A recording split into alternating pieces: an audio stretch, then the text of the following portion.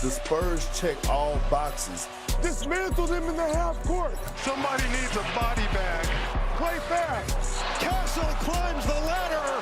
Physical. Rebound. Fundamental. Again and again.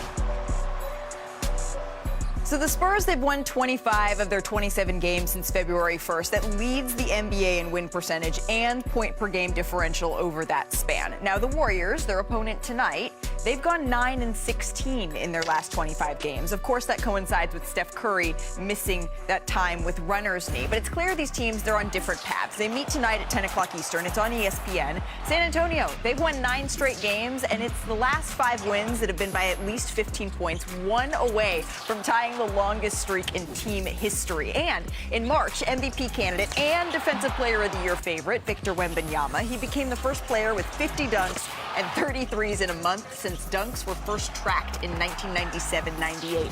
And Golden State, already they're locked into a play-in spot. They are still, though, awaiting the return of that man, Steph Curry. The Warriors are 23-16 with Steph this season, just 13-23 without him. So for more on Steph, we welcome in our senior insider, Shams Charania. Shams, we heard yesterday from the Golden State Warriors that Steph is able to practice 5-on-5 for the first time. So what does that mean for his timeline to return here? Malika, I'm told that Stephen Curry has a goal to return to action on Sunday at home against the Houston Rockets. That's what he wants. That's his desire. But the next several days are going to be a vital period to see how does his knee respond to the 5-on-5, to additional workouts over the next several days. This is a big time for Steph Curry to check boxes and see, can he make it back and get clearance to come back Sunday or Tuesday at home against the Kings after 2+ months off. He's had multiple starts and stops throughout this, though, Malika. There's been missed targets throughout the last several weeks, but this does feel different internally with the Warriors because now Steph finally got in that 5-on-5 scrimmage. He's encouraged. My understanding is he felt good. He came out of that 5-on-5 well. Internally, the Warriors this week have framed it as a make or break time for Steph Curry to either make it back or get shut down. Stephen Curry is looking at Sunday, potentially, for his return. Wow, okay, a make or break timeline here that we could be looking at for Steph Curry as he targets Sunday. Shams, thank you very much. Hey, oh, wait. Hey, Shams, before we let you go, we're getting some news in just this very moment, and I'm hoping you're more deeply sourced than anyone. Sources say, happy birthday, Shams. We appreciate you and all you do for us here on the show. Very, very happy birthday. And, you know, it does make me laugh that it is on April Fool's Day. I'm getting old. No, you're not getting old. Look at that hair. We appreciate you. Hey, let's stick with the Golden State Warriors here for more on Steph Curry. We're going to bring in our friend Anthony Slater. Slater, what can you tell us now that we're hearing that Steph is targeting, hoping for Sunday for his return? What's the Warriors' mindset here for the rest of the season? Well, first of all, I talked to Steph last night. He did say he felt great coming off the scrimmage, but he used the same word with me that he used with you on the sideline weeks ago, which was unpredictable. It really is an unpredictable knee injury. So he's hesitant over the next few days, hoping that the knee, responds well enough for him to get in the game Sunday, Tuesday, and play maybe 4 regular season games before the play. And I do think some people from the outside looking in are saying, why? This kind of is a lost season for the Warriors. They're in the 10th spot. Everything's already gone wrong. Jimmy Butler's out for the year.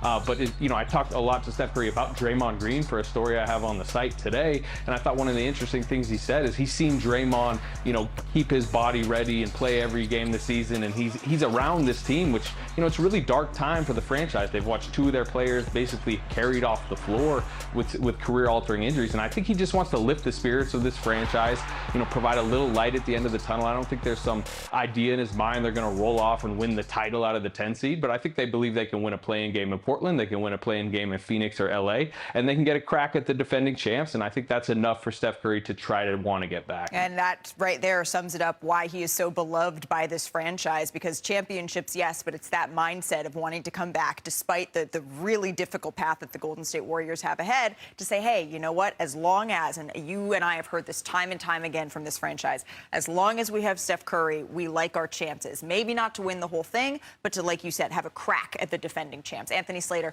we appreciate it. Slater just mentioned that the Warriors right now, they're looking at that 10th spot. This is the top 10 in the Western Conference. Of course, the Thunder, they lead the Spurs by 2.5 games, really 2 in the loss column because the Spurs have that head-to-head tiebreaker. And then when you're looking at the play-in, it's the Clippers, it's the Trailblazers, it's the Warriors that are locked into the play-in tournament, and the Rockets and Suns, they are jockeying back and forth. But the Warriors, they're trending towards the 10 seed, right? They are trending towards the 10. And keep in mind, only one team has ever gotten out of the 10 seed all the way into the playoffs, just the playoffs at all, and that was the Heat last year. And it did not go well when they got there. It didn't go great when they got there. But for the Warriors, I mean, how do you think, Amon, they should be handling the rest of the season after everything we just heard? Honestly, what have the Warriors not given us in the last few years? Steph Curry, take as much time as you want, get healthy. Like, I didn't expect much from them, you know what I'm saying? Especially with all the injuries they have going on. But I just, would you say a light at the end of the tunnel? I just want to see a light at the end of the tunnel. I just want everybody to walk off this summer and be healthy and then start hearing about improvements for next year from them. If he wants to play. Yeah. I mean, like that's really, he has earned the right to do whatever he wants. And the thing is that he needed this time anyway. It wasn't like they were going to make him play through the knee injury, but they knew that they were locked into the play-in anyway. Yeah. So they had the ability to let him recover while also not letting their standings hurt that bad. And look, they've had so many bad things happen to them this year. Yeah, it's been a tough season.